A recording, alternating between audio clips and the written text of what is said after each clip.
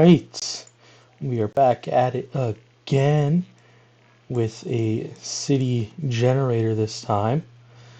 And what I'm going to do, well, is first I want to talk about essentially the assignment. So I'm just going to pause it just real quick right there.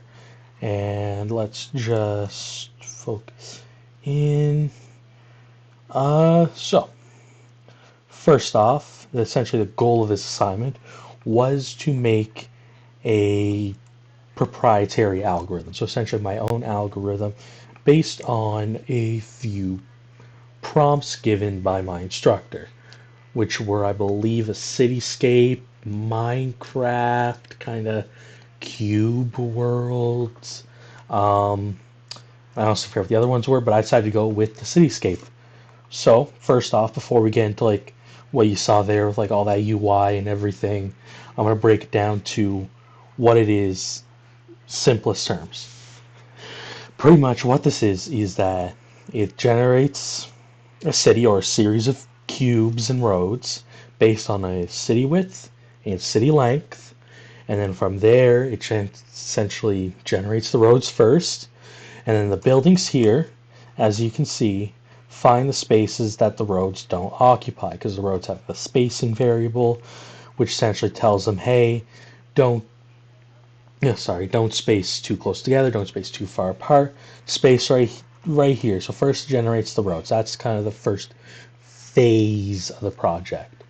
The second phase is placing down the buildings. So the buildings in a building, I believe it's called the building generator script, goes in and basically finds these empty spaces and goes, let's place a building down there.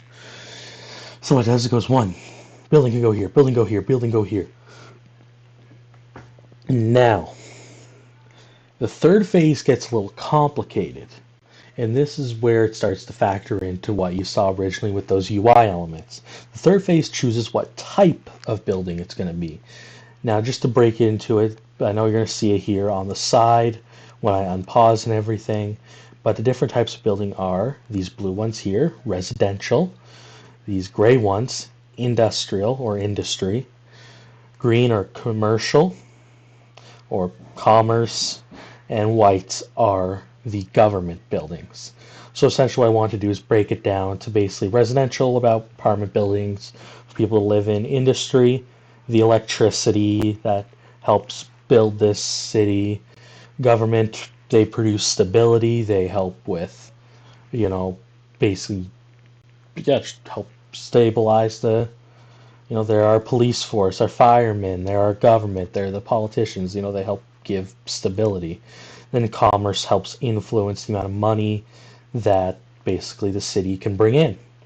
Now, something else I did add into this were stats. So essentially for each one of these buildings, they produce, depending on what type of, they produce stats depending on one, how tall they are. So I have three levels: the small level that you see here, the medium level, and the tallest level, the max level we call it. And then from there it produces the stat. It might produce money or people or stability or whatever to the general city. And then from there I run it in through another set of functions that says, okay, well, in real life, we don't just build a city, call it a day. We try to optimize that city. We try to get as much as we can out of that city. So let's say we're struggling with our electrical output. Well, we're not just going to keep it like that, makes no sense to only say, oh, half of these houses, they get electricity, half of these don't. So what we're going to do is we're going to say, okay, let's take down some of the government buildings or some of the commerce buildings, and let's see what happens. Let's try to see if we can help produce better electrical output or something, just as a wild example. Now if I unpause it here, and we'll get a better demo. Here I am going to just go into the game view. In theory, nope. All right, I guess, yeah, we'll just wait for it to play out and I'll talk about it. So as you can see here, it's generating money, people, electricity, and the commercial bonus. Now as you can see, the stability is a little low, But as you can see here, if I pause it, you can see the government buildings are being basically what's happening here is that it's essentially going through every building that's not a government building and saying, okay, let's transform this into a government building. Because as you saw, our stability's in the negatives. It's not looking too good. This city is kind of, it could be optimized much better. And so as you can see, government buildings are being basically made. Now let's, I don't know, let's play around a little bit. Let's generate a new city. Let's shorten it a little bit. And as you can see here, commercial bonus, generating some money, industry, and the stability's a little low, but it found a nice medium, as you can see. Don't get me wrong, stability's kind of meh right now, and so are some other stats, but overall, this city meets kind of stabilized, kind of has some nice, I guess, stability found in it. So, yeah, that is my project. And And so in the takeaway, I guess what I'm trying to get at is it's great to just reference a tutorial but don't follow a tutorial. Because what I found with this project is that, oh, let's say hypothetically you hit spacebar as you saw there in the side UI, and the city just is not, like, the cubes aren't going away or the roads aren't going away. Well, why is that? Well, if you follow the tutorial, you would have to go reference a tutorial, find the exact timestamp, maybe even go back again to get the context, and then maybe go back to where you were. Like, it's all this confusing spaghetti, and you probably don't even understand really what your code is doing.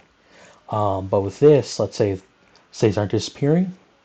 Okay, well, I have a building list. I'm going to run the simulation again, check that. Oh, the city list isn't clearing. Well, let's go make sure that city list is clearing. It provides that simplicity, I guess, like that you understand your own code. If you don't understand your own code, that's a problem. But I was able to, like, by making my own code, I understand it. It's my algorithm after all. It's a proprietary algorithm, and so I would say that's my biggest takeaway is um, it's important to not always follow tutorials. Don't get me wrong, you can use tutorials as guidelines. I certainly have. I won't deny that in my first year I definitely used tutorials, like, just to help me, like, with just, like, understanding a concept, but it's important for you to, like, you as a programmer to understand what your program is doing. And to constantly have to refer back to a tutorial and everything, that can get complicated, trust me. As I mentioned, having to go back to the video and then having to try to rely on someone else's program, someone else's maybe teaching style instead of your own can be difficult. So yeah, that's everything. See ya.